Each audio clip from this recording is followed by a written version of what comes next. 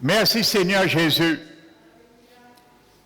pour l'infinie grandeur de ta puissance que tu nous as donnée qui est en nous, qui se manifeste avec efficacité par la vertu de ta force, car cette force a été déployée en toi lorsque le Père t'a ressuscité d'entre les morts et t'a fait assis dans les lieux célestes, au-dessus de tout trône, au-dessus de toute domination, au-dessus de toute autorité, au-dessus de tout pouvoir, au-dessus de tout nom qui puisse être nommé dans ce siècle présent, et aussi au-dessus de tout nom dans le siècle à venir. Merci Seigneur, car ta parole nous dit, de même par un seul péché, la désobéissance d'un seul homme, le péché rentré dans le monde et ainsi la mort s'est étendue à tous les hommes, mais par un seul acte de justice. Tu nous as justifiés pour la vie en Christ Jésus, Seigneur. Merci Seigneur Jésus encore. Nous ne savons pas encore tout l'étendue de ce que tu as fait pour nous, mais nous ne pourrons que te remercier encore aujourd'hui. C'est pour cela, Seigneur, dispose nos cœurs, dispose notre intelligence afin qu'elle soit vraiment renouvelée dans notre entendement pour considérer cela, Seigneur, ce matin. Que ton onction fraîche tombe sur moi ce matin et que je m'appuie encore sur ton Esprit Saint, car c'est sur lui seul que je m'appuie pour porter ton conseil. Ta parole tu mettras, Seigneur Jésus, dans ma bouche.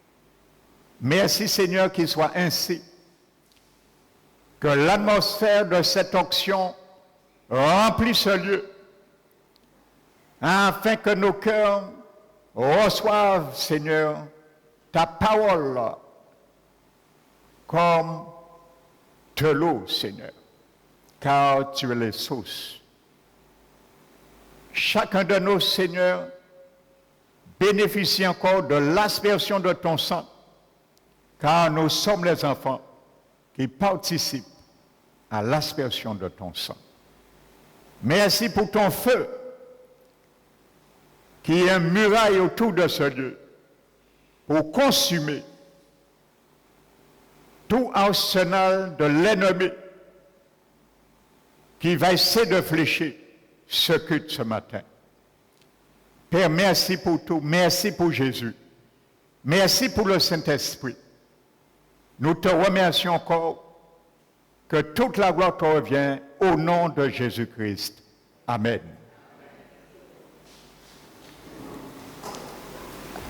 Asseyez-vous, frères et sœurs.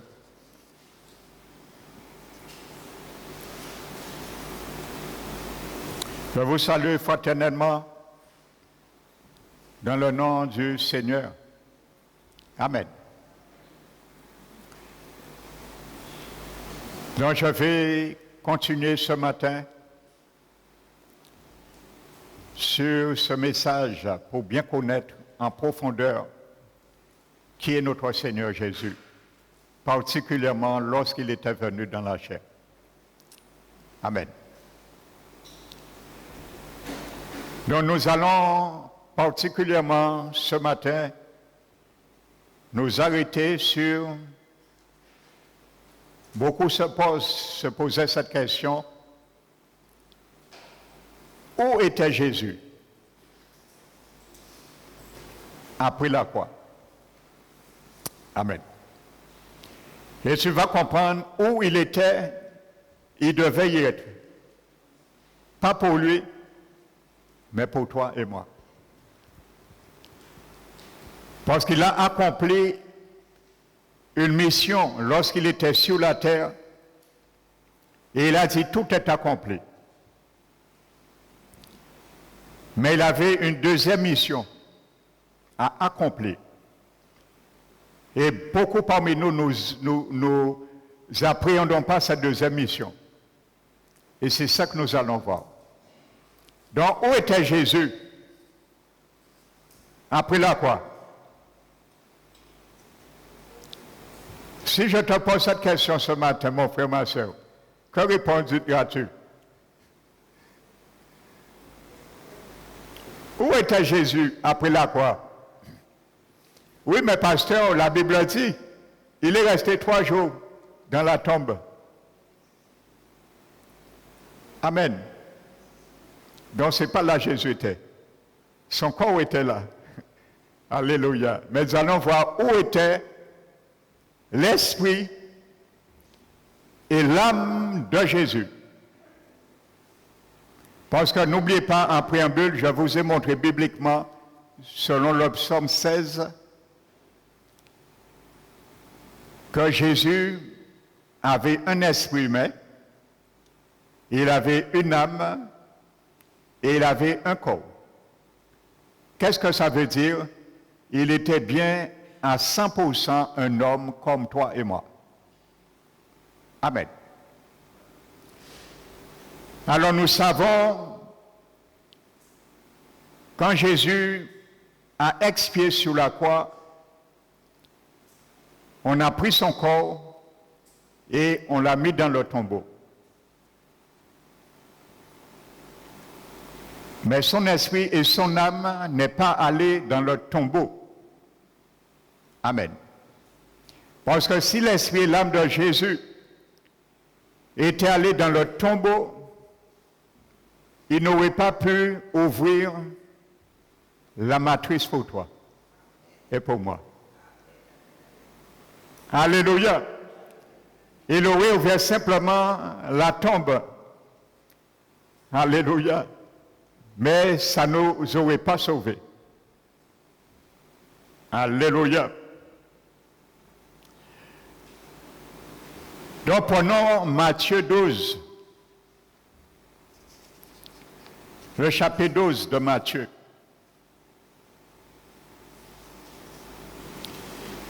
Le verset 40 nous dit,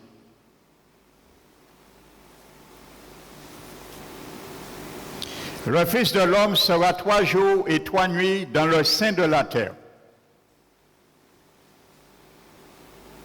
Donc, tu vois, pasteur, il est bien marqué, Jésus sera 3 jours et 3 nuits dans le sein de la terre. Donc, c'est là qu'il était. Lui-même l'a dit. Amen. Eh bien, je vais te montrer dans la Bible que l'esprit et l'âme de Jésus est allé dans un lieu avant que son corps physique aille à la tombe. Je le répète. Je vais te démontrer bibliquement que l'esprit humain et l'âme humaine de Jésus est allé dans un lieu avant même que son corps aille à la tombe. Amen. Et c'est ce qu'il vient de dire dans Matthieu 12, verset 40.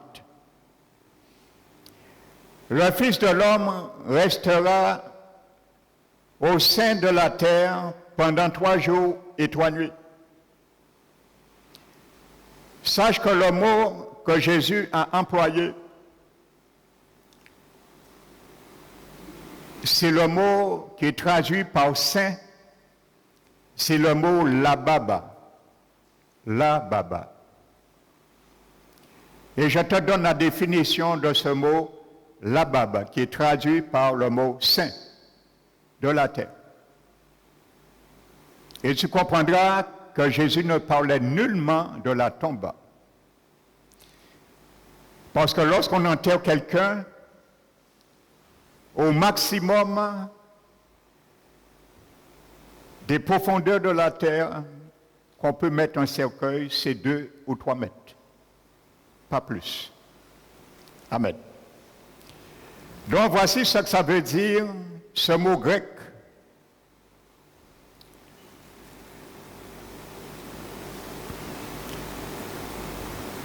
Cela veut dire cœur, premièrement. En hébreu plutôt, c'est le mot hébreu labab. Son équivalent grec, c'est kaudia. Amen. Donc ça veut dire cœur et qu'il y a le sang général. Voici ce que ça veut dire dans son sang général. Ça signifie le milieu. Amen. Ça signifie l'intérieur le plus profond. Donc un cercueil ne peut pas être mis plus de 3 mètres maximum. Amen. L'intérieur le plus profond. Et ça veut dire aussi les parties cachées de quelque chose. Voici le mot que Jésus employait. Amen. Ce mot, labab, on le retrouve dans diverses expressions. Je vais te donner quelques-unes. Qui est traduit par au cœur de la mer, dans Exode, chapitre 15, verset 8. Au cœur de la mer, c'est le mot labab. Amen.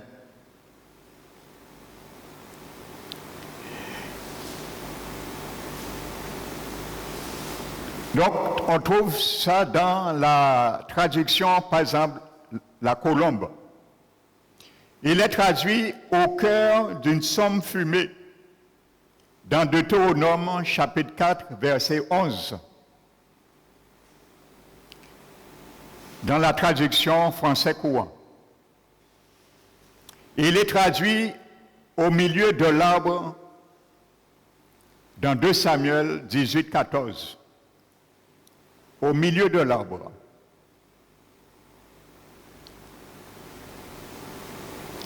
Et il est traduit également dans 2 Samuel 18, 14, cœur en anglais. Et il est traduit au sein de la terre dans Matthieu 12, 14. Alléluia. Donc, quand Jésus était sur la croix, Jésus a expié. Il était midi lorsqu'il a rendu l'âme, si on peut dire. L'abbé dit, c'était la 6e heure. Donc la 6e heure pour les Juifs, c'est midi, 12 heures. Et la Bible dit qu'il y a eu 3 heures de ténèbres jusqu'à la 9e heure, jusqu'à 15 heures. Jésus était encore sur la croix. Son corps était encore sur la croix. Mais son esprit, son âme étaient déjà partis. Parce que la mort, Jacques 2, 26 nous dit, la mort résulte le départ de notre esprit qui quitte notre corps. Donc l'âme et l'esprit de Jésus avaient déjà quitté son corps. Et son corps physique était encore. Et c'est au coucher du soleil qu'on a demandé le corps de Jésus pour l'embaumer et le mettre. Donc, l'esprit et l'âme de Jésus avaient déjà commencé le décompte de ces 3 jours et ces 3 nuits. Amen. Donc Jésus parlait de son esprit et son âme. Alléluia. Nous allons venir tout à l'heure avec plus de précision. Premier test. Alléluia. Donc maintenant, Prenons acte 2 pour confirmer ce que je viens de te dire.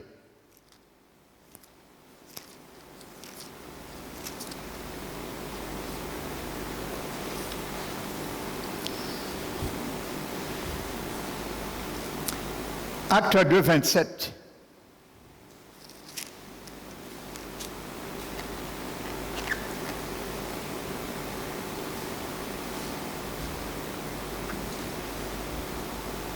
C'est l'apôtre Pierre qui parle.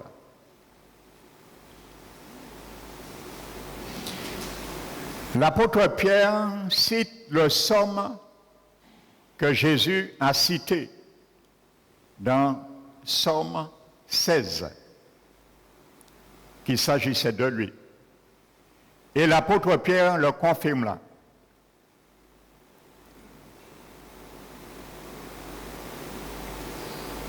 Nous allons prendre le verset 23. Cet homme livré selon le dessein arrêté et selon la prescience de Dieu, Jésus bien sûr, vous l'avez crucifié. Vous l'avez fait mourir par la main des impies. Dieu l'a ressuscité. Vous voyez?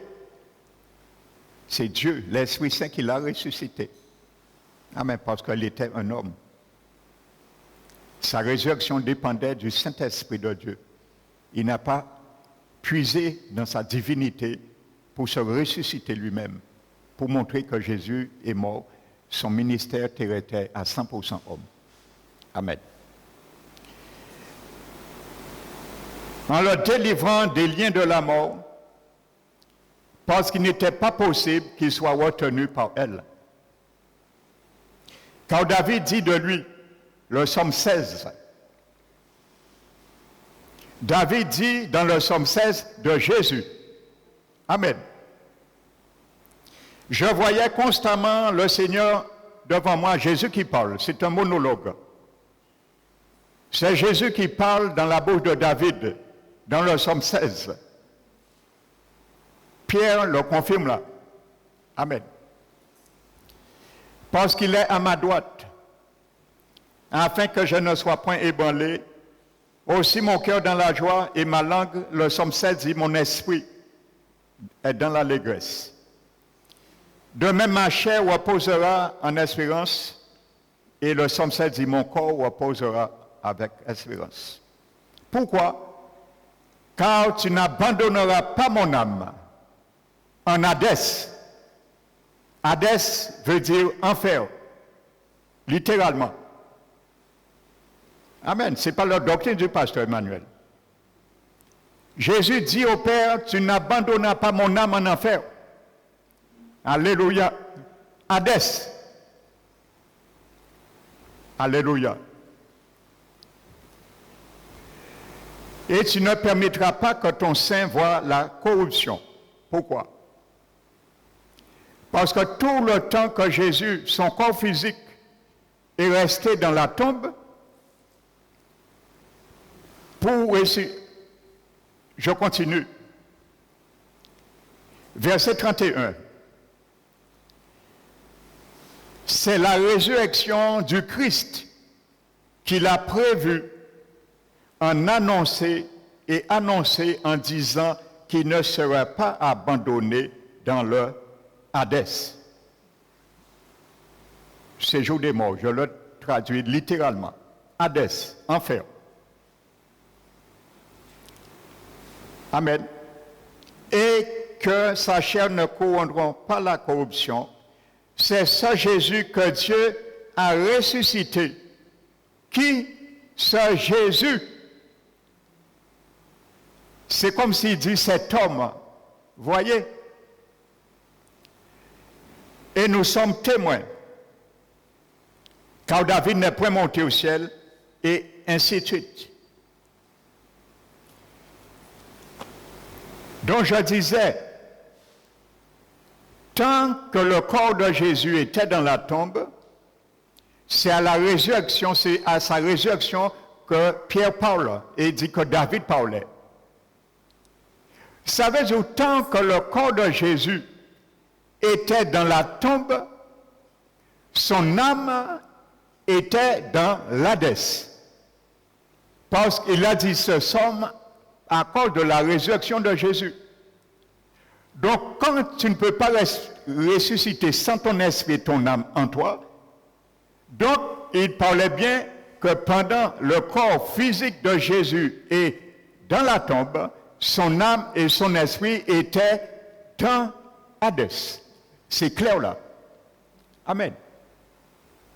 Alléluia. Parce que Jésus ne peut pas ressusciter, aller au ciel pendant les 3 jours et 3 nuits, son esprit et son âme, et son corps n'est pas ressuscité. Ça ne tient pas debout. Alléluia. Tu ne peux pas ressusciter sans que ton esprit et ton âme retournent en toi. Ça n'existe pas dans la Bible. Tu ne peux ressusciter que spirituellement. Alléluia. Et c'est ça qui est arrivé à Jésus. C'est là que je vais venir avec toi. C'est un message qui sera difficile à accepter. Mais c'est là que je viens avec toi. Jésus a connu ce qu'on appelle la mort spirituelle. Parce que si Jésus n'avait pas connu la mort spirituelle, personne ne serait sauvé spirituellement. Il n'y aurait pas eu de nouvelle naissance. Alléluia. C'est là que je veux t'emmener.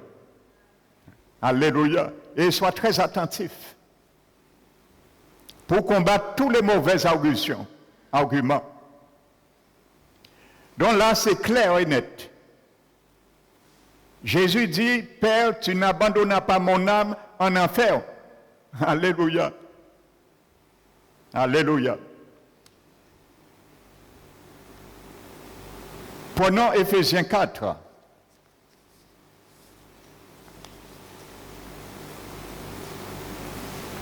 Éphésiens 4. La Bible dit un témoignage est validé, confirmé sur la déposition de 2 ou 3 témoins. Donc c'est un premier témoin. Matthieu 12. Deuxième témoin, Acte 2, 27. Nous allons voir un troisième témoin. Et il y en a d'autres témoins. Le troisième témoin, c'est Éphésiens 4.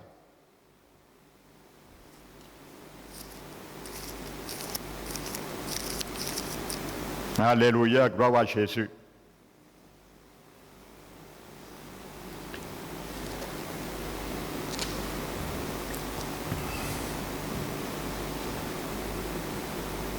Verset 7.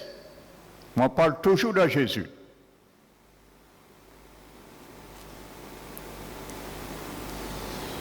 Mais à chacun de nous, la grâce a été donnée selon la mesure du don de Christ.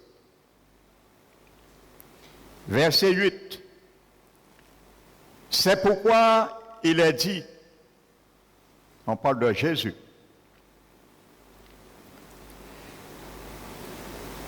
étant monté dans les hauteurs, il a emmené des captifs. Il a fait des dons aux hommes. Or, que signifie? Il est monté, sinon qu'il est descendu dans les régions inférieures de la terre. Celui qui est descendu dans les régions inférieures de la terre, c'est le même qui est monté au-dessus de tous les cieux. Parce que les régions de la terre, je vous ai fait un grand enseignement récemment, la Bible parle de 4 régions. Donc Jésus est descendu dans ces couches, ces régions. C'est pour cela qu'il devait aussi monter au-dessus des 3 cieux. Le premier ciel, nous sommes dedans. Le deuxième ciel, où que le monde infernal subsiste, que la Bible appelle dans les cieux, les lieux célestes. Et le troisième ciel, où est le trône de Dieu, le paradis. Donc la Bible montre que si Jésus est descendu dans les profondeurs inférieures de la terre, il est monté aussi et il a franchi aussi les 3 cieux. Alléluia. Donc le parallélisme est bien fait. Celui qui est descendu, c'est le même qui est monté au-dessus des cieux, de tous les cieux. Vous voyez? De tous les cieux. Pour bien montrer qu'il y avait 3 cieux. Amen. Pourquoi? Afin de remplir toutes choses. Donc Jésus sur la croix, lorsqu'il a dit tout est accompli, il parlait sa mission sur le monde terrien. Parce qu'il n'avait pas accompli toutes choses encore. Il fallait que son esprit et son âme aillent en Hadès pour accomplir toutes choses pour toi et moi. Alléluia. La Bible dit que Jésus a été mis à mort pour nos péchés. Mais il est ressuscité pour notre justification. Alléluia. Donc les choses sont claires. Il devait, pour accomplir toutes choses, descendre dans les régions inférieures de la terre. C'est ce que dit ta Bible. Alléluia. Et il devait passer, traverser tous les cieux pour assis à la droite de Dieu le Père, dans les lieux très élevés. Alléluia. C'est Jésus qui a fait ça. Alléluia. Le Seigneur Jésus, Fils de Dieu, qui l'a fait. Alléluia.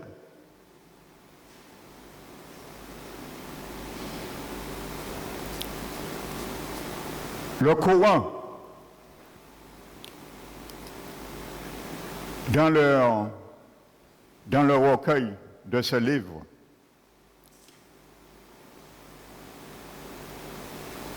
pour critiquer, pour mépriser Jean 3,16, que Dieu a tant aimé le monde, qu'il a donné, bien sûr, Satan, à travers le Coran, bien sûr. Jean 3,16, que Dieu a tant aimé le monde, qu'il a envoyé son Fils unique, afin que quiconque ne périsse point, mais ait la vie éternelle. Le Coran a mis, pour contredire cela, que Allah, le Dieu Allah, n'a pas de fils. Amen. C'est ce que le Coran dit. C'est pour ça, pour Jésus, pour eux, les musulmans, Jésus, c'est rien. C'est un homme comme tout le monde. C'est tout. Alléluia. Donc, c'est une parenthèse. Donc, sachez, dans ce verset, chapitre 4, verset 7 d'Éphésiens, les régions inférieures de la terre, Paul parle à un peuple qui sont grecs. Ce n'est pas des juifs, mais c'est un peuple grec. Ils connaissent le grec. Ils connaissent la littérature grecque et la philosophie grecque. Amen. Et c'est pour ça que Paul s'adresse à eux. Comme Paul aime dire, avec des juifs, je me faisais juif. Avec les grecs, je me faisais grec. Et je me faisais un tour parmi tous. Amen.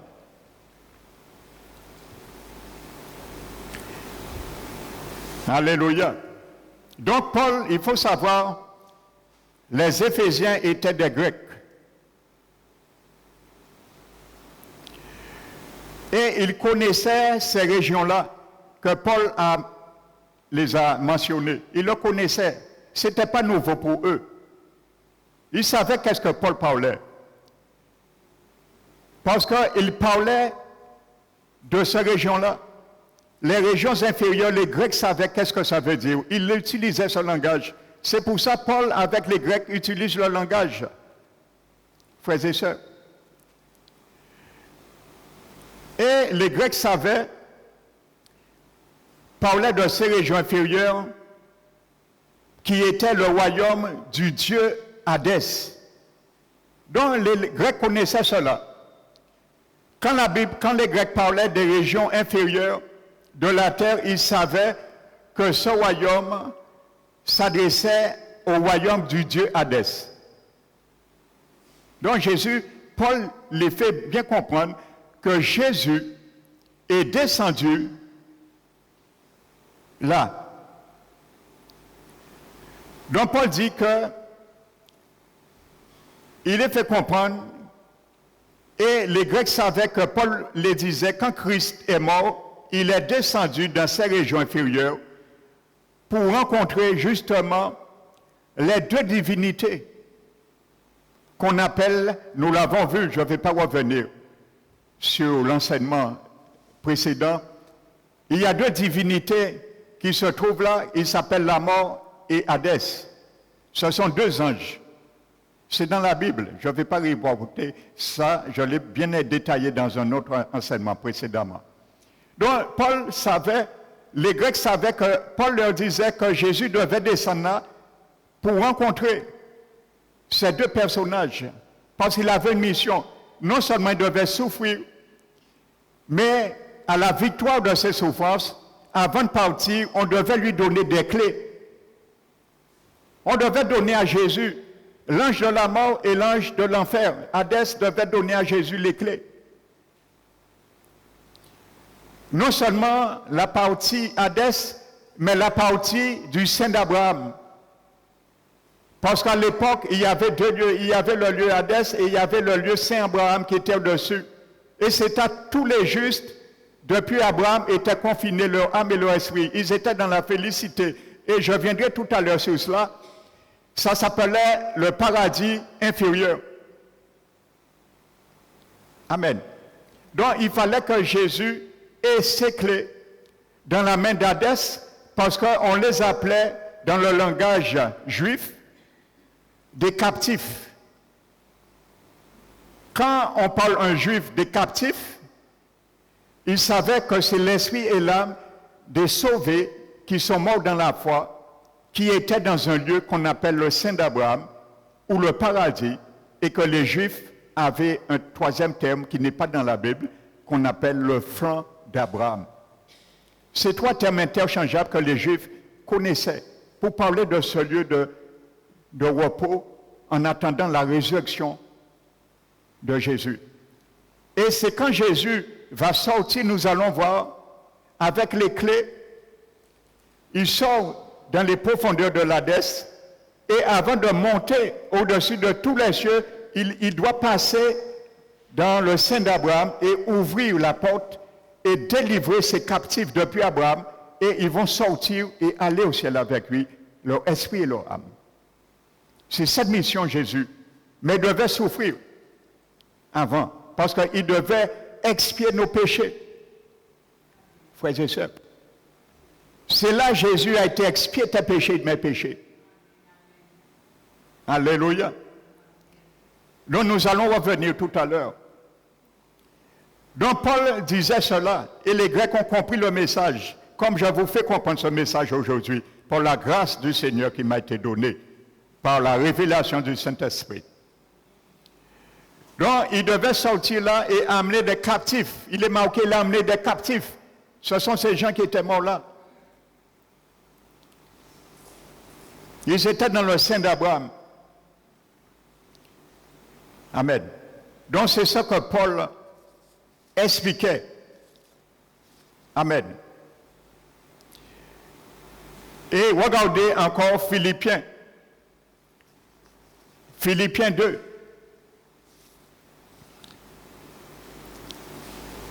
Et le chapitre 10.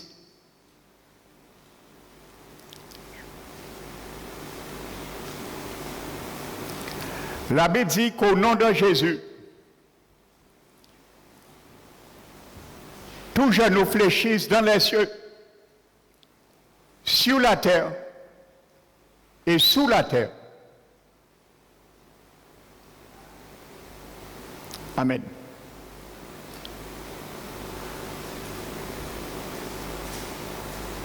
Dans le grec,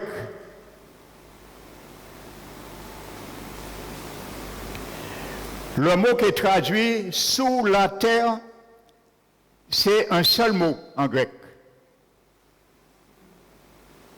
Alléluia. Ça, c'est un quatrième témoin. Dans le grec, le mot sous la terre est un seul mot. C'est le mot grec katachonios. Amen. Et ce mot était employé pour parler le Dieu des profondeurs de l'enfer. Amen. Ce mot katachonios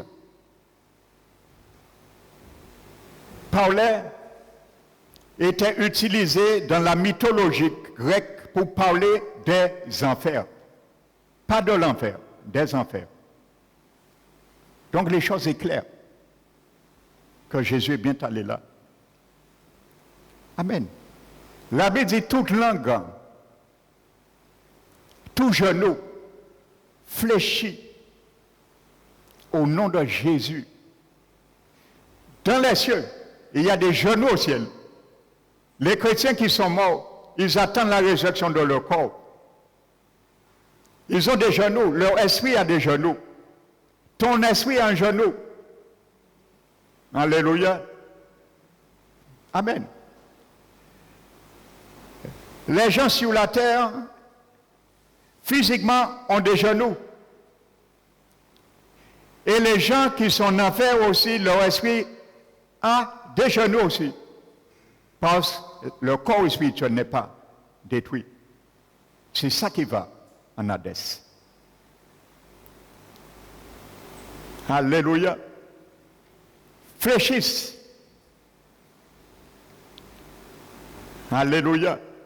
Donc les choses sont claires là, frères et sœurs. Donc Jésus est bien allé là. Que ça nous choque ou pas, même si ça dépasse notre entendement, la raison humaine, mais la Bible dit. Vous savez, il y a des choses, je ne comprends pas, mais j'accepte parce que la Bible dit. Et pour ma part, il y a quelque chose, je dis tout le temps, que ce jour arrive, que personnellement, le jour on verra le Père face à face. C'est la surprise pour toi et moi. Personne à ce jour a déjà vu la face de Dieu le Père. Pas Dieu le Fils ou Dieu le Saint-Esprit. On a déjà vu Jésus, le Dieu Jésus en personne, sa face. On a déjà vu le Saint-Esprit, sa face. Vous savez, j'ai lu un témoignage d'une chrétienne qui a fait l'expérience. Elle raconte, lorsqu'elle est morte, le Saint-Esprit, elle dit le Saint-Esprit, frères et sœurs, est vraiment une personne.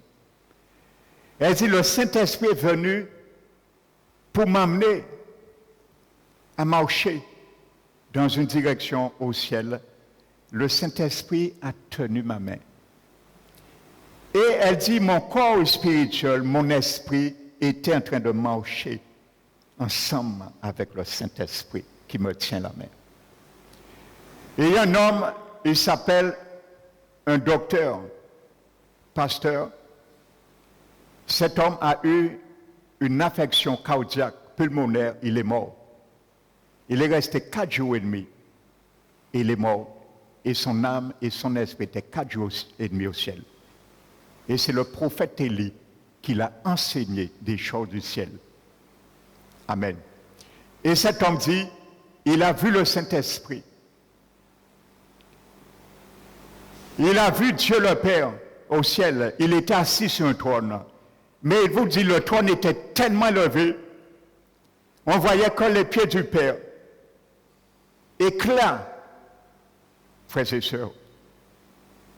Mais il a dit, il a simplement entendu la voix du Père, mais personne ne pouvait voir sa face.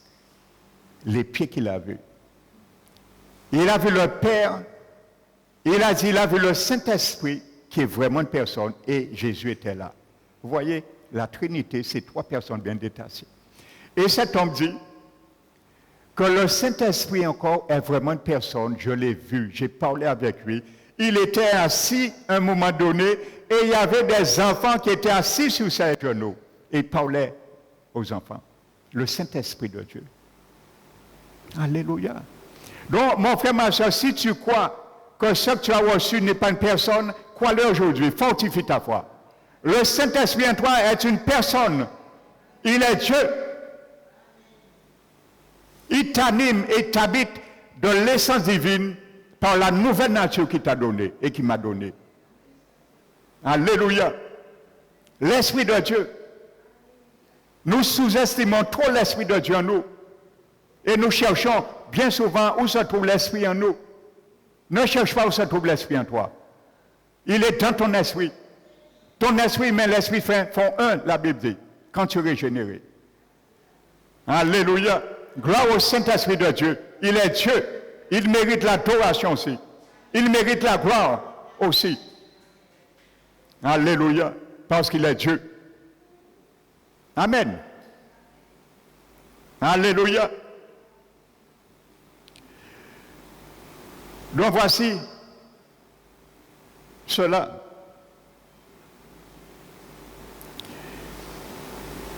La Bible nous dit dans Romains 8, 11.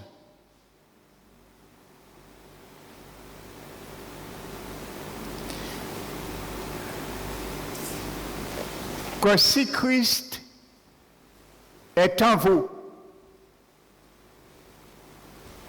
Romains 8, 11,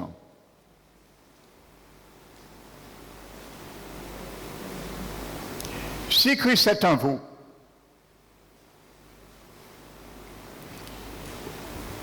peut-être me direz-vous, mais comment il y avait des enfants au ciel? Je vais t'expliquer quelque chose. Par révélation, Jésus a dit, la conscience d'un enfant est éveillée à 8 ans.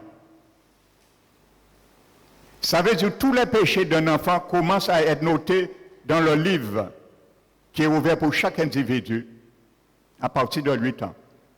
Avant 8 ans, Dieu ne considère pas les péchés d'un enfant parce que sa conscience n'est pas éveillée.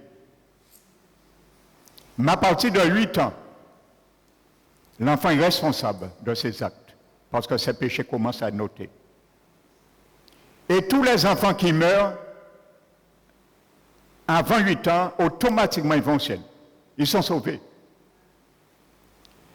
Vous savez, lorsqu'on avorte un enfant, même si l'enfant est embryonnaire ou en état fœtus, même s'il a 2 ou 3 heures, du moment la fécondation existe dans le sein de la mère, même si la mère a subi une fausse couche, ou même si les enfants qu'on avorte, parfois les parents les mettent dans les poubelles, ainsi de suite, il y a des anges, Jésus s'en charge à venir les récupérer et les amener au ciel.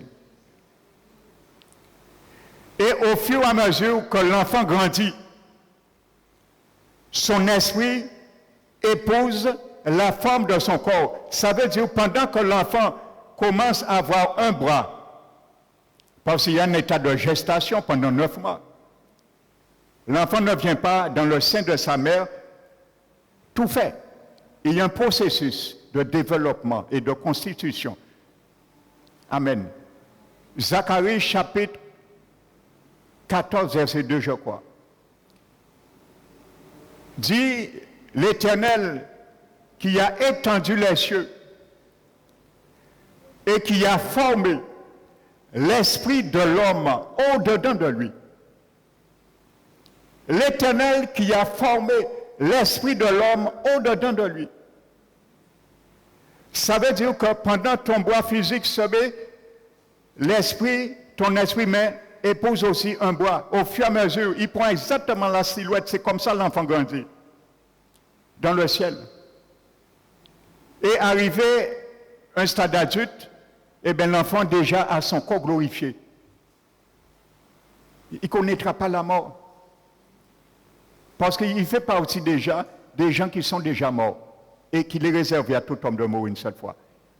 Donc c'est pour ça que l'enfant grandit Et c'est pour ça que j'ai déjà vu beaucoup de témoignages des serviteurs de Dieu. Ils sont surpris. Ils disent ils ont vu beaucoup de gens qui ont déjà leur corps glorifié au ciel. Mais ce sont les enfants qui ont grandi et qui ont leur corps glorifié. Alléluia. Je disais pour ma part, lorsque nous verrons le Père face à face, c'est ma question réservée. Peut-être qu'il y en a, mais ça c'est ma question, je chéris dans mon cœur. Pour dire, Père, je vais te poser une question. Peux-tu me répondre? Comment Dieu, en trois personnes, le Père, Jésus et l'Esprit Saint, ont toujours existé? Ça me dépasse. Frères et sœurs, je ne sais pas si ça te dépasse.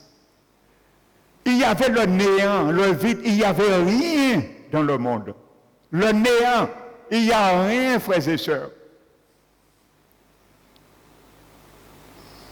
Dieu a toujours existé. Qui les a amenés à l'existence? Vous voyez, si on essaie de faire des équations, on devient faux. Pas un domaine là, ça. Laissez Dieu lui-même répondre. Ça me dépasse. Je médite parfois sur ça. Je dis, mais comment, Seigneur? Tu as toujours existé. Tu es venu à l'existence de toi-même, mais ça nous dépasse. Ça ne pas de nous. Pour voir ce Dieu-là, tu ne fais pas confiance à ce Dieu-là?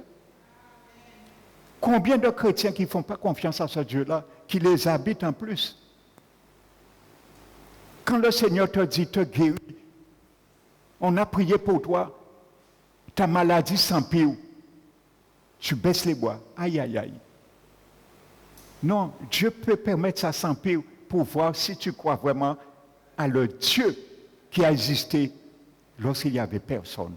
Lorsqu'il n'y avait rien, il a existé. Il y avait le néant. Et Jésus maintenant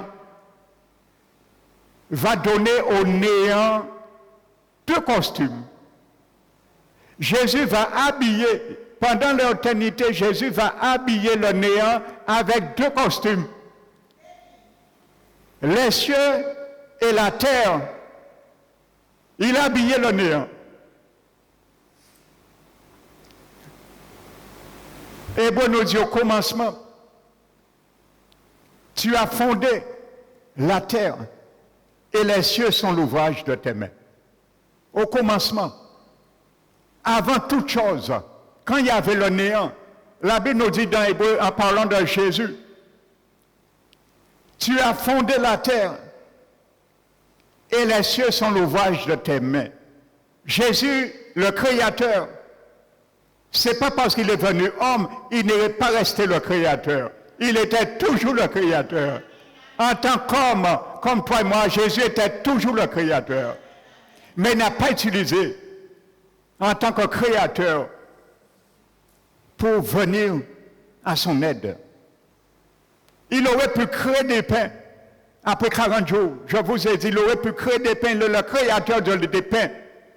Il est le créateur des pierres. C'est Jésus qui a créé ces pierres, que Satan lui a dit, ordonne ces pierres deviennent un pain. Il n'était qu'à oublier que c'est Jésus qui crée ces pierres-là, ça. Alléluia, mais Jésus, en tant que créateur des pierres, il pouvait transformer les pierres en pain et manger. Il était toujours le créateur. Mais il s'est mis de sa côté. Alléluia. Il a voulu exister en forme de serviteur, devenant semblable aux hommes, et il a paru comme un vrai homme. Il s'appelle,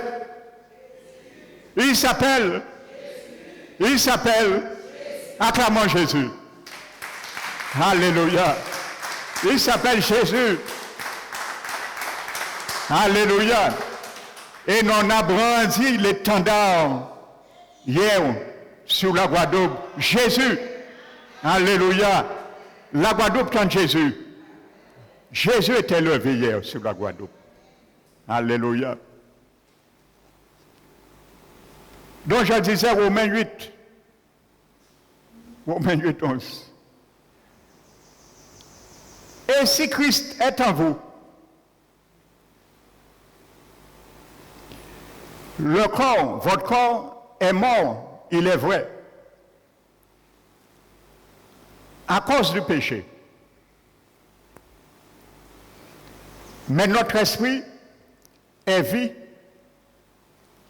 à cause de la justice. Et regardez bien ce qu'il est dit. Et si l'esprit de celui qui a ressuscité Jésus-Christ d'entre les morts habite en vous, qu'est-ce qui habite en toi, mon frère, ma soeur? Qu'est-ce qui habite en moi? Le même esprit qui a ressuscité Jésus d'entre les morts. Il n'y a pas deux esprits. C'est pour ça que Paul dit, faites attention aux Corinthiens. Il dit, si vous recevez un autre esprit que vous avez reçu, vous le supporterez bien fort. Fort bien. Attention. Aux chrétiens nés de nouveau qui parlent. Il y a pas de chrétiens ne peut pas choper des mots. Paul a dit, faites attention pour ne pas choper un autre esprit que l'esprit Saint-Esprit uni. Si tu as reçu le Saint-Esprit, il n'est pas resté à dehors, nous sommes d'accord. Donc si Paul utilise le même verbe grammatical, recevoir l'Esprit Saint en nous, il te parle le même verbe grammatical, tu peux recevoir notre esprit aussi à l'intérieur. Amen. Il dit, si vous recevez un autre esprit que celui que vous avez reçu, vous le supporterez fort bien. Pour Monica dit que les chrétiens ne peuvent pas être démonisés. Mais on va aussi récuser cela encore. Amen. Donc, voyez, frères et sœurs, la Bible dit, le même esprit qui a ressuscité Jésus d'entre les morts habite en vous, il rendra aussi la vie à votre corps mortel par l'esprit qui habite en vous. Amen. Donc, si tu veux le Saint-Esprit te ressuscite, si je veux que le Saint-Esprit me ressuscite, qu'est-ce que nous devons faire? Vivre et marcher selon cet esprit. Parce que tu ne vas pas te ressusciter. C'est l'erreur que beaucoup de chrétiens ont fait. La Bible dit, c'est l'Esprit Saint qui te ressuscite. Mais s'il quitte ta vie avant, comment il va te ressusciter? Alléluia. Maintenant, je viens sur un territoire là.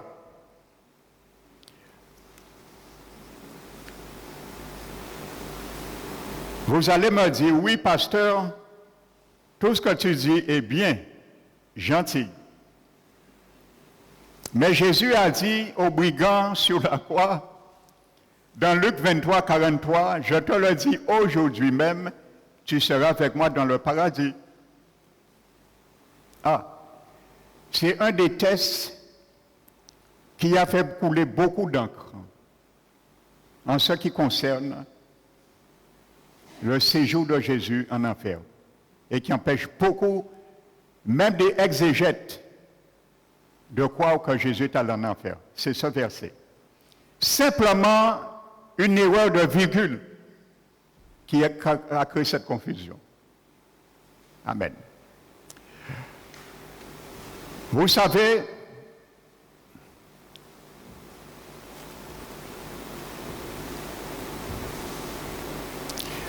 selon un manuel qu'on appelle le Bullinger's,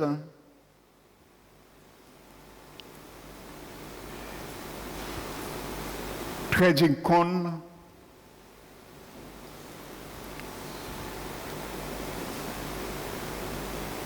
ce manuel explique les ponctuations et surtout la place des virgules qu'on appelle en grec comma. Virgule en grec veut dire comma.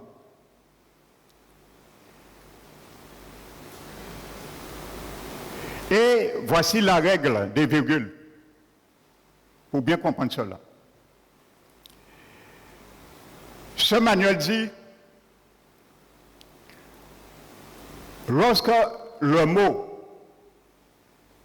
aujourd'hui, ce mot aujourd'hui, la grammaire de ce manuel dit que lorsqu'on trouve le mot aujourd'hui, et aujourd'hui en grec c'est le mot semeron, qui est suivi et qu'il y a un verbe qui le précède plutôt. Donc on voit le mot aujourd'hui après un verbe, il est automatiquement attaché ou rapporté à ce verbe. Amen. Sauf, amen, sauf si ce verbe, ce mot est détaché et se rapportant à un deuxième verbe. Donc, sauf si ce mot est détaché et se rapportant à un deuxième verbe avec un oti en grec. Le oti, c'est ce qu'on appelle le mot se et le mot que. Amen. Donc, à vraiment parler, voici ce que ça veut dire. Lorsque vous voyez une phrase et le mot aujourd'hui, selon la règle des virgules de ce document, de ce manuel, lorsque vous avez une phrase et le mot aujourd'hui, semeront, se trouve entre deux verbes. Un verbe avant et un verbe après. Il se trouve entre deux verbes dans cette phrase. La règle des virgules vous dit que c'est la présence ou l'absence d'un yoti, d'un oti, qui va déterminer avec quel verbe est attaché le mot aujourd'hui. Amen. Donc, il y a deux possibilités. Ce manuel vous dit, premièrement, quand il y a un oti, ça veut dire il y a ce ou que.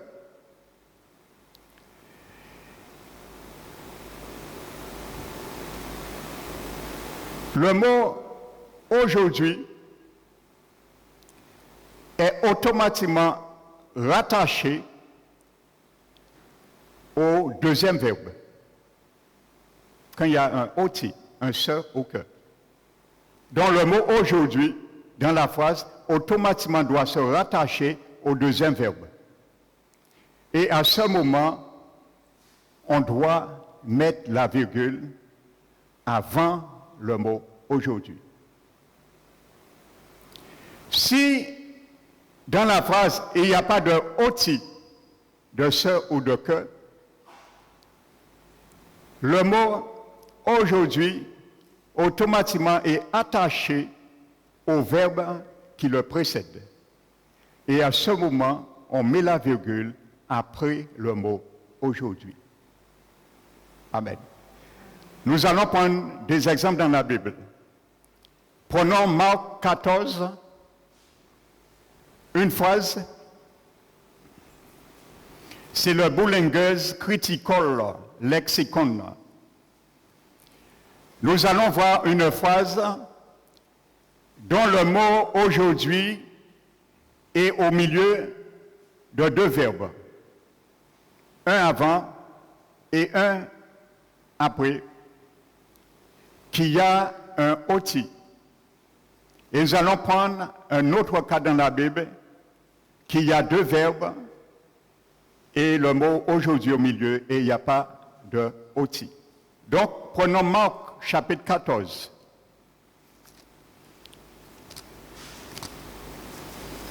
le chapitre 14, verset 30.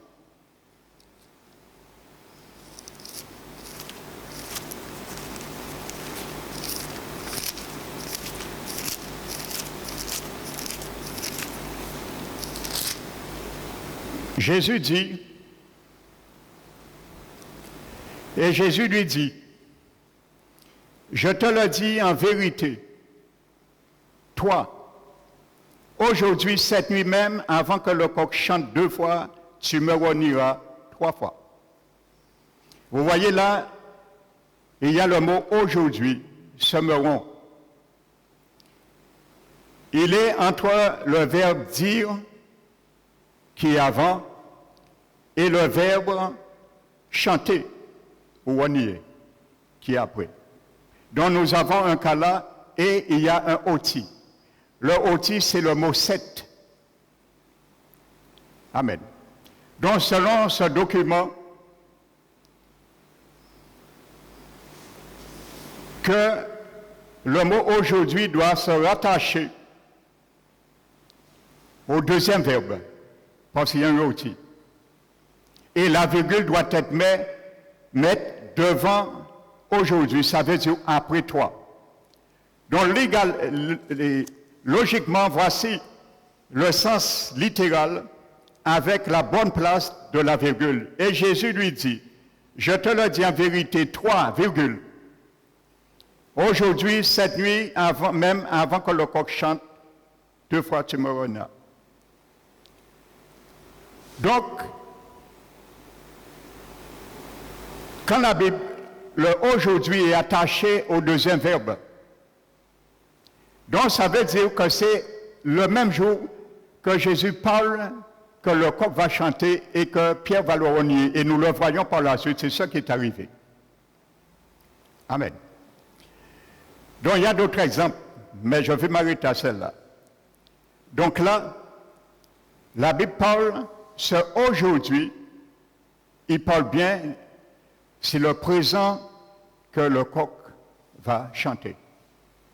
Donc, si tu as une Bible, devant, il y a le virgule devant toi, c'est la bonne ponctuation. Amen. Mais maintenant, lorsqu'il n'y a pas de oti, et toujours le mot aujourd'hui se trouve entre 2 verbes, le mot aujourd'hui doit se rattacher au premier verbe et la virgule doit se mettre après le mot aujourd'hui. Prenons un test dans la Bible, dans Matthieu, chapitre 16. On voit un exemple. Et il y en a d'autres, hein. Je me suis arrêté sur une seule.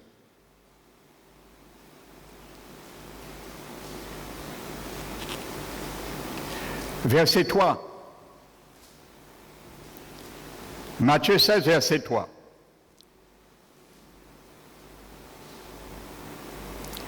Il est écrit, il y aura de l'orage aujourd'hui, car le ciel est d'un rouge sombre.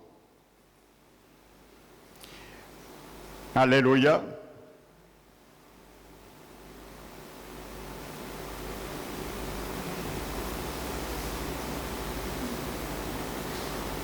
Car le ciel est d'un rouge sombre. Vous savez discerner la sphère du ciel et vous ne pouvez discerner les signes des temps. Donc vous voyez, le mot aujourd'hui est encadré entre 2 verbes. Un avant, un après, mais il n'y a pas de oti. Il n'y a pas de se et il n'y a pas de que. Amen. Donc il y aura le verbe avoir se trouve avant le mot aujourd'hui. Et il y a un autre verbe après le mot aujourd'hui qui est le verbe être. Donc aujourd'hui, si tu as la virgule après aujourd'hui, c'est la bonne ponctuation. Et je l'ai dans ma Bible. Ça veut dire qu'il y aura de l'orage aujourd'hui. Amen. Car le ciel est un... C'est aujourd'hui qu'il y aura l'orage. Parce que ce aujourd'hui est attaché au premier verbe. Aura. Amen. Pour bien vous expliquer cela. Maintenant, dans Luc 23, 44, nous nous trouvons dans ce cas. Le premier cas de l'arrêt qui dit que lorsque le mot aujourd'hui est attaché au verbe,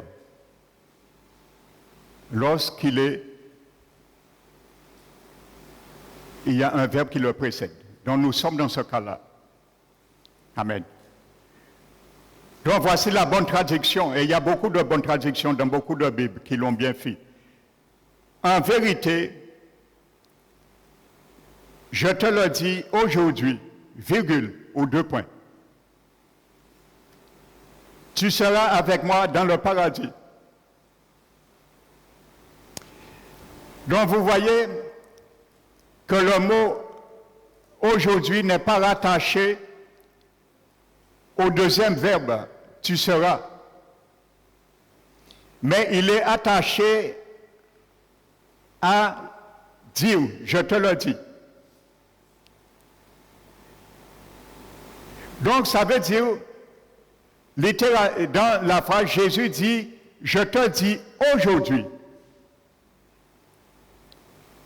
Ce que je te le dis aujourd'hui, mais ce n'est pas aujourd'hui que tu seras avec moi dans le paradis. Amen. Donc, je te le dis aujourd'hui, virgule, tu seras avec moi, et il vise le futur. Pour démontrer, j'ai pris du temps à vous expliquer cela. Peut-être, je sais, il y a beaucoup qui n'ont pas bien figé, mais vous pouvez réécouter pour bien saisir cette règle. Pour bien montrer que Jésus ne visait pas le présent, que ce repentant ira tout de suite au ciel avec Jésus.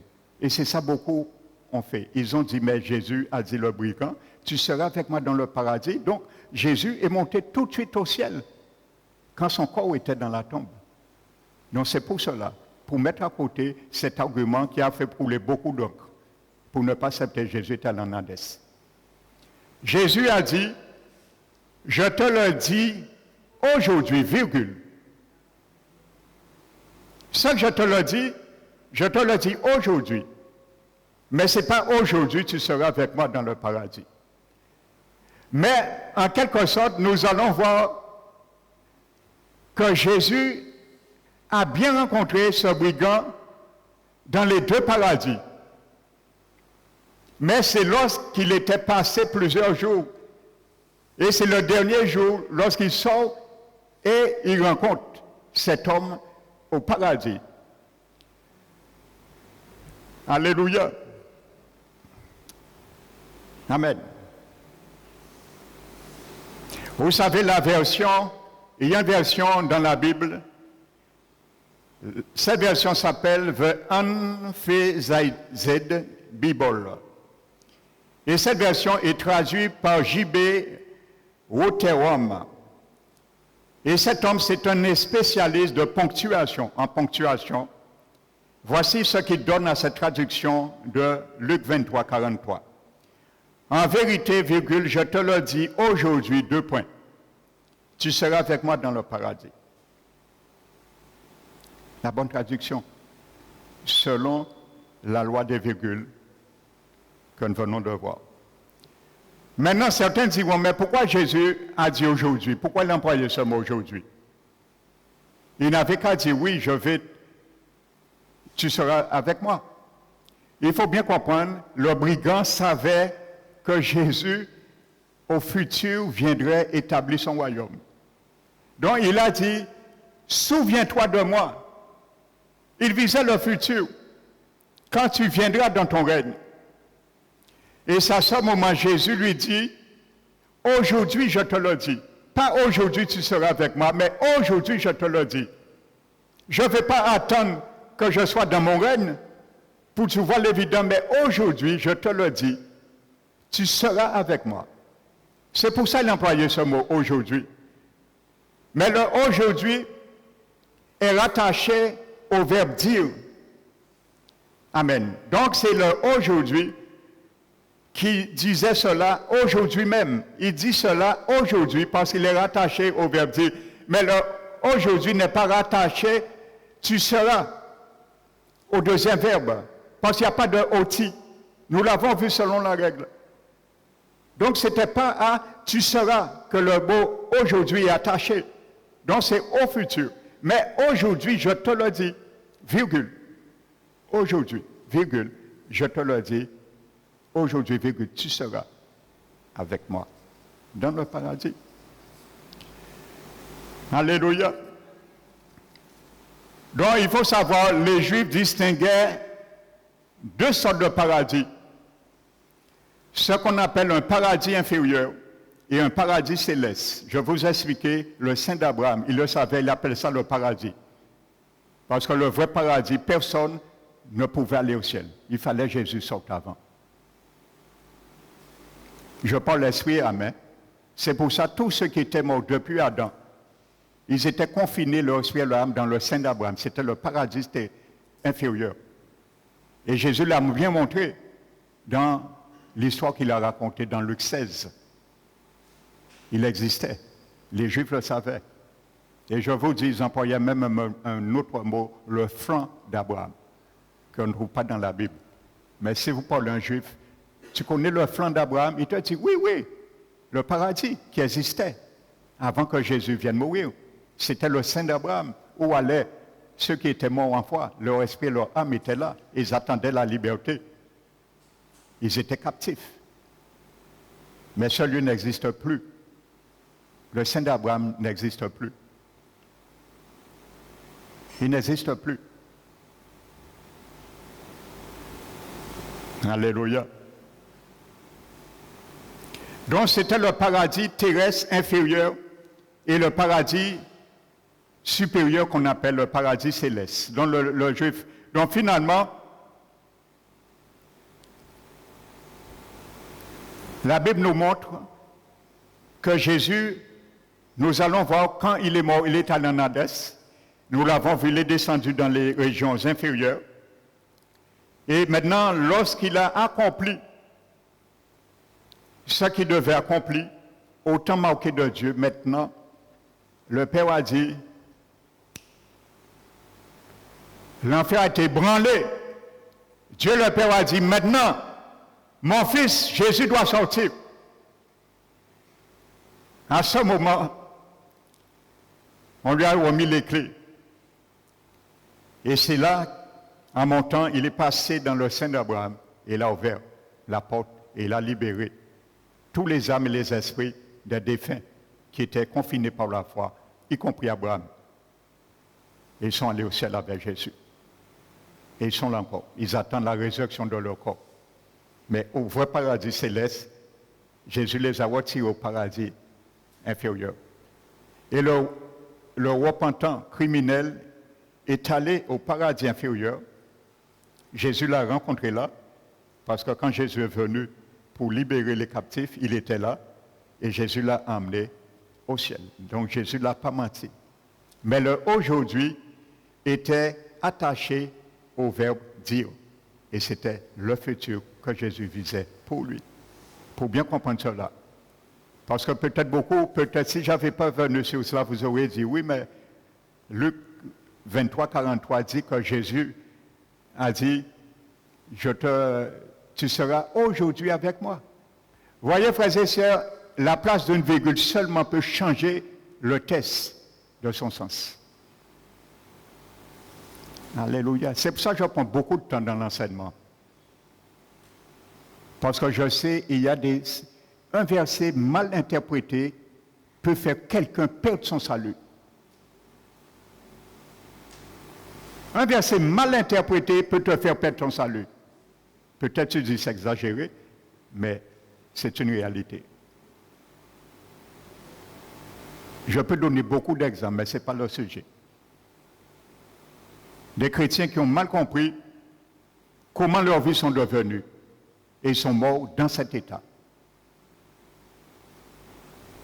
Alléluia.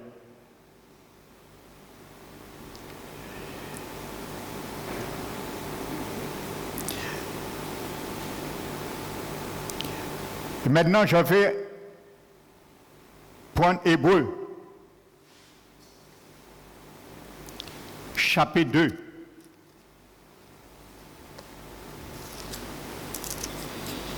Ça, c'était peut-être plus compliqué pour toi.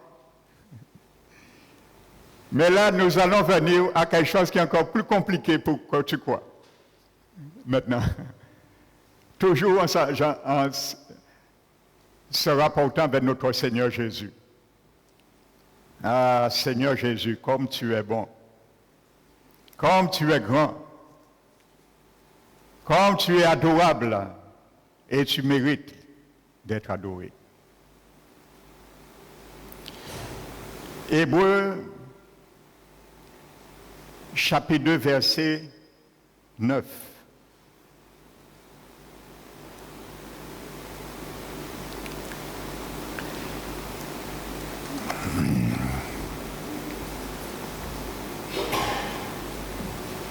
Donc nous savons, sans aucune ambiguïté maintenant, je suis à la 3e étape maintenant, stade. Nous avons vu que Jésus a accompli son ministère en tant qu'homme, loin du Saint-Esprit. Là, c'est clair. Je vous l'ai démontré, bibliquement. Nous venons de voir que Jésus est allé en Hadès. Là, c'est clair dans la Bible. Ce n'est pas la doctrine du pasteur Emmanuel. Amen. Maintenant, nous allons voir la 3e étape. Pourquoi il est allé là? Parce que quand tu vas en enfer, c'est parce que tu es mort spirituellement. Et si quelqu'un ne te retire pas là, tu demeures mort spirituellement, tu reviens à la résurrection physique, toujours mort spirituellement, et tu seras condamné. Donc, pour que Jésus puissait te donner la vie éternelle, me donner la vie éternelle, il devait y aller là, mais pour mourir spirituellement, à ta place et à ma place. Et c'est ça que tu dois comprendre. Et je vais t'amener à comprendre maintenant. Amen. La mort spirituelle de Jésus. Il est mort sur la croix physiquement. Il a dit tout accompli. Mais il fallait mourir spirituellement par son esprit pour accomplir toutes choses. Alléluia. Hébreux 2, verset 9. Mais celui qui a été abaissé pour un peu de temps, ça a été 3 ans et demi. C'est bien un peu de temps. Parce qu'aujourd'hui, Jésus est toujours homme. Il a toujours son corps homme, en chair et os. Mais il est glorifié. Maintenant, il a retiré le schéma semblable aux hommes et il a remis le morphé à l'extérieur qui était le morphé intérieur. Maintenant, il est homme, Dieu homme, avec toute sa divinité et sa puissance maintenant. Amen. Donc c'est pour cela qu'il dit, celui qui a été abaissé pour peu de temps, un peu de temps, au-dessus des anges. Vous voyez? Même au-dessus des anges. Amen. Jésus, nous le voyons couronné de gloire et d'honneur à cause de la mort qu'il a soufferte. Ainsi, par la grâce de Dieu, il a souffert la mort pour nous. Alléluia. Donc Jésus a souffert la mort pour nous.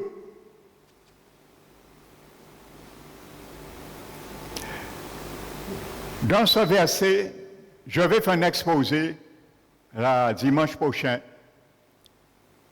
sur le mot mort. Dans le grec, ce mot qui est traduit par mort, c'est le mot grec thanatos. Ça parle de mort spirituelle. Amen. Donc on voit Jésus est bien mort spirituellement. Il est mort physiquement, il est mort spirituellement aussi. Ça, il faut le saisir. Parce que si tu ne comprends pas ça, tu ne pourras pas saisir pleinement ta rédemption. Si tu ne comprends pas cela, tu ne pourras pas saisir pleinement ta nouvelle naissance.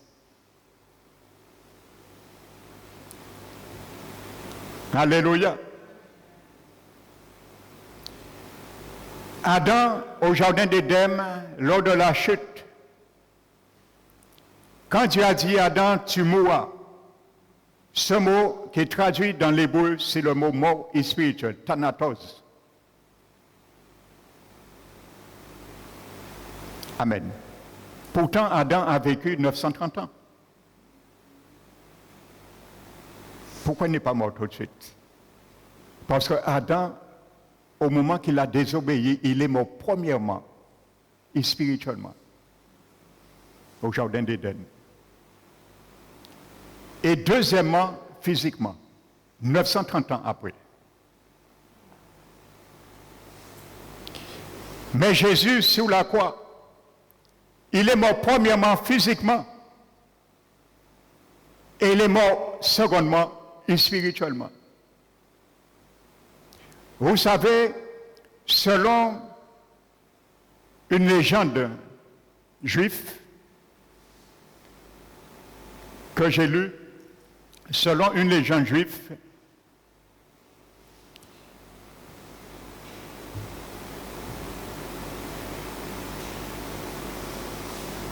l'historien juif Joseph ou Joséphie Fabius, dans ses écrits Antiquité des Juifs, il parle beaucoup de l'Antiquité des Juifs, dit que le mont Golgotha, où Jésus est mort, apparemment c'est là qu'on a enterré Adam. Vous voyez bien la similitude? La Bible appelle Adam le premier Adam et Jésus le dernier Adam. Donc, vous voyez la similitude. Si cette légende tient debout, et nous voyons bien la correspondance. Amen. Alléluia. Jésus a goûté la mort. Alléluia. Et là, je vais m'arrêter ce matin. Là, parce que je vais entamer la prière que Jésus a faite maintenant. Nous avons vu en Hadès. Il est en Hadès. Et c'est en Hadès qu'il a fait une prière. Afin que le Dieu, le Père, puisse le retirer là. Il a gémi, il a supplié pendant qu'il était là. Mais nous allons voir cette prière dimanche prochain.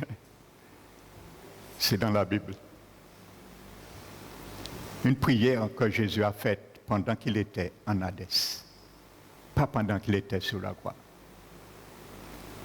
Si tu veux entendre cette prière, viens dimanche prochain. Que le nom de Jésus soit béni. Alléluia. Est-ce qu'on peut dire que le nom de Jésus soit béni? Alléluia. Que le nom de Jésus soit béni.